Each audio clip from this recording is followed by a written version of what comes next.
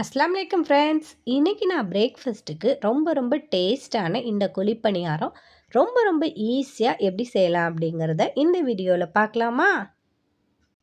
இது மாதிரி குழிப்பணியார கல்லை நம்ம ரொம்ப ஈஸியா எப்படி சீசனிங் பண்ணலாம் அப்படிங்கிறத நம்ம சேனலில் வீடியோ போஸ்ட் பண்ணியிருக்கேன். பிகினர்ஸாக இருந்தால் அந்த வீடியோ போய் பாருங்கள். குழிப்பணியார கல்லை ரொம்ப ஈஸியாக சீசனிங் பண்ண அந்த வீடியோ உங்களுக்கு ரொம்பவுமே யூஸ்ஃபுல்லாக இருக்கும். இது மாதிரி ரொம்ப ஈஸியாக குழிப்பணியாரம் செய்ய இந்த குழிப்பணியாரம் மாவு நம்ம எப்படி ஊற வச்சு அரைக்கலாம், எப்படி குழிப்பணியாரம் செய்யலாம் அப்படிங்கிறத நெக்ஸ்ட் வீடியோவில் போஸ்ட் பண்ணுறேன். இப்போ குழிப்பணியாரம் எல்லாமே நல்லா வெந்து வந்துருச்சு. அப்படியே இந்த பணியாரத்தை நம்ம திருப்பி விட்டுறலாம்.